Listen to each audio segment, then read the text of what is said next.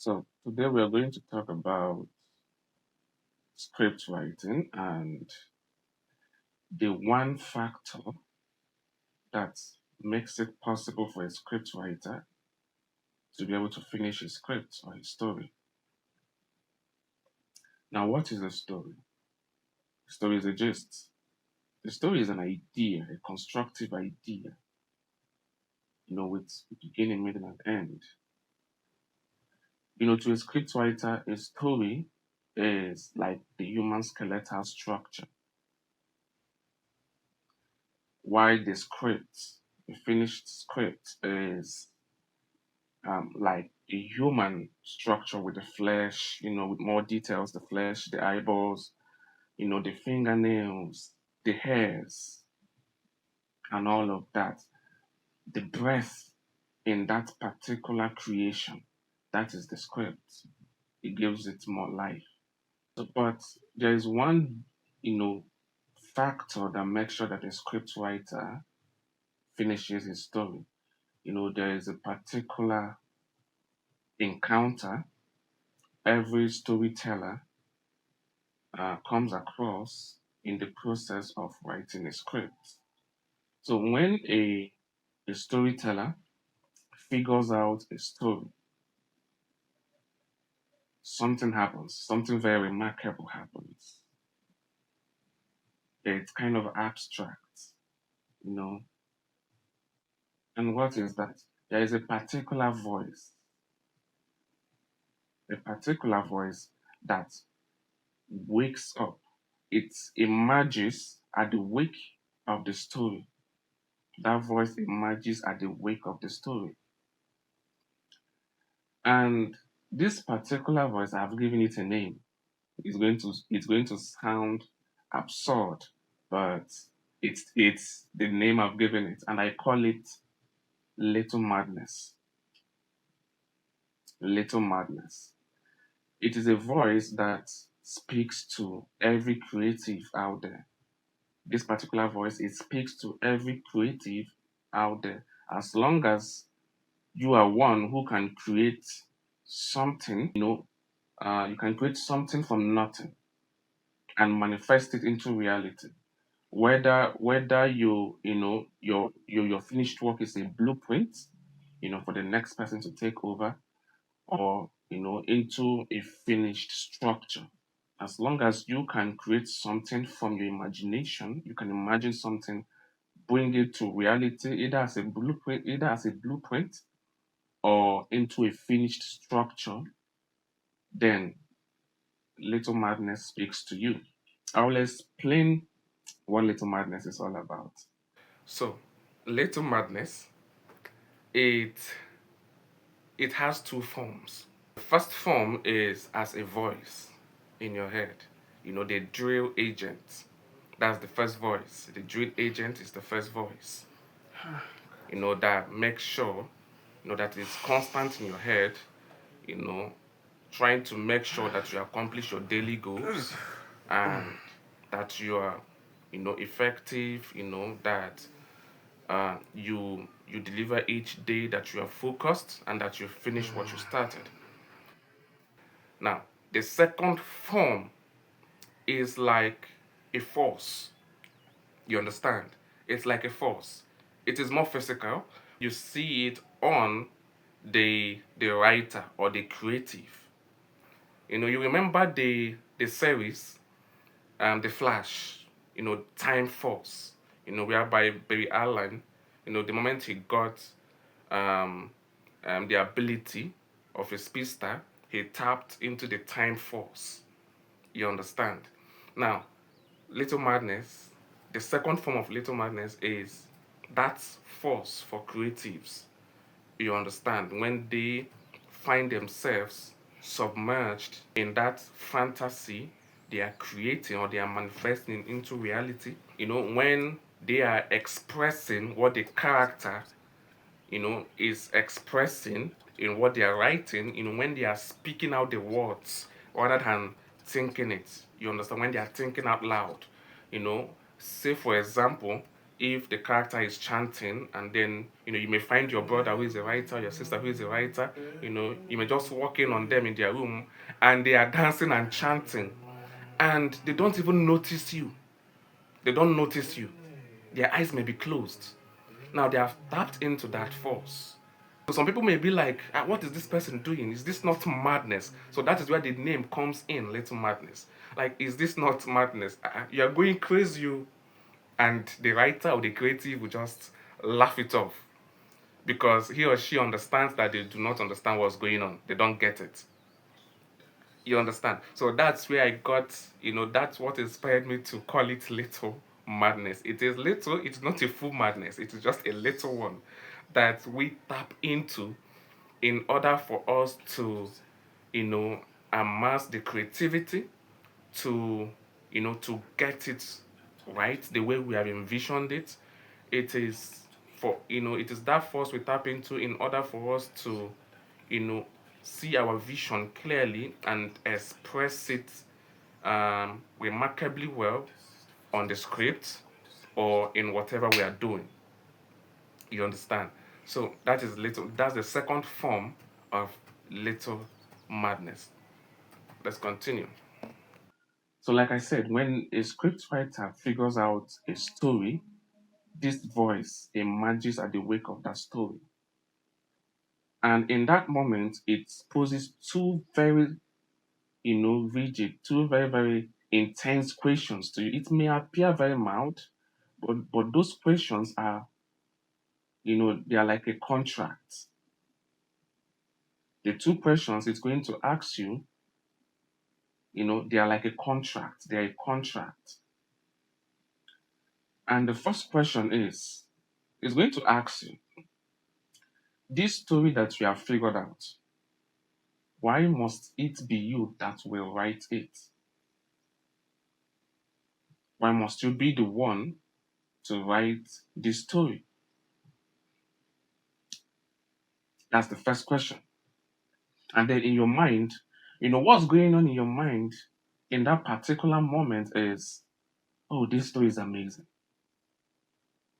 I would like to write it myself. I would like to have my name on it as the writer. I would like when it comes out, they say, who wrote this story? And it will be that it's me. It's Ajoke Emmanuel. That is what's going on in your mind. And that is you answering that question. I want to be the one to write it because the story is intriguing, it's amazing. I want it to carry my name. So you have answered the first question. Then it moves on to the next question, the second and the last question, which is that one is more demanding. And it is, can you finish it? You see, it sounds simple. It sounds simple, but it's demanding. Can you finish the story? This story that you are so intrigued to write. Can you finish it? Are you sure you can finish it? Are you sure you are capable of seeing it through to the end? Or are you going to, write it to a certain point and give up? Because Little Madness knows that writing, script writing, is a severe mental challenge, you know, to and for every writer. It's not easy, it is mind draining. So it knows that it weighs heavy on the mind of the script writer when writing a script. So that's why it poses that second question to you. Can you finish it?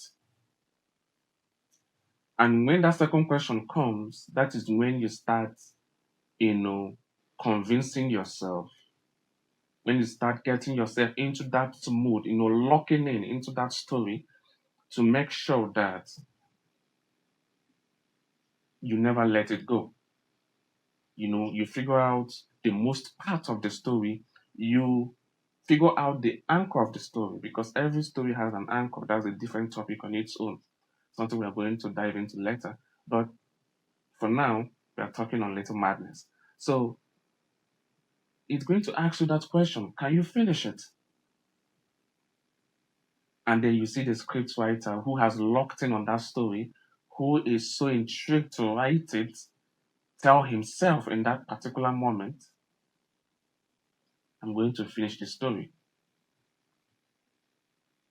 And a script writer doesn't just tell himself or herself that, that they will finish the story. They put it into action immediately. They start plotting, you know, they create a schedule, for the writing. They may say, okay, I'm going to write 10 scenes every day or 20 scenes per day, depending on your capability. And then Little Madness would then say, okay, at that point in time that you have given it positive reply, you have just signed a contract. And the contract is this voice, you have accepted this voice to keep you awake at night, to torment you with insomnia, to be your drill agent. Sorry, your drill sergeant. Yes, your drill sergeant. Like in the military, there's a drill sergeant. Yes. You have gone into a contract with a mental drill sergeant. And this drill sergeant, its work or function is to make sure that you achieve your daily scheduled plots, your daily scheduled scenes, the scenes that you want to accomplish per day. It makes sure you achieve it. Now, if say for example, you have plotted like 10 scenes for each day for each 24 hours, and in that particular 24 hours you achieve only 9, Little Madness is not going to let you rest. It's going to throw in insomnia to you. It's going to come in at every moment of your time in your mind. If you're trying to think of something, it's going to always remind you there's one scene left. What are you doing? You have written 9. What will it take you to write 1? Are you trying to be lazy? And then you find yourself tormented with the guilt of you have written 9 and it's remaining just one scene to accomplish or to achieve the numbered scenes for the day. I have to also say that Little Madness is not, this particular voice is not an enemy. It's not a mental issue because, in this life, for you to be a creative, you have to be abnormally normal. You have to be abnormally normal. You have to be different. You know, you cannot be a creative and be normal. But we are not talking about absolute insanity. No, we are talking about that force that is not accessible to every individual, but the creatives out there, the people that tap into it in order to, you know, create something remarkable, something abstract, something unique. Someone once said to me that every idea hails from water. And what I take from that is water is an infinite source. It's an infinite source. So there's an infinite source of ideas. And it is there for every creative to tap into. I'll conclude with this. Little madness is not an enemy. It's a friend that makes sure you're on point, that makes sure you are focused, that makes sure you achieve your daily goals, that makes sure you don't fall behind, and that makes sure you finish what you started. Little madness is to make sure that you deliver. And when a script writer is done with a script, there's this relief that comes with it. For me, I celebrate myself because the journey is never easy. It is mind draining. It can be excruciating. It can also be fun, especially when you're writing, the core of the story, the heart of the story, what brings every part of the story together. It can be very, very fun, but equally mind draining.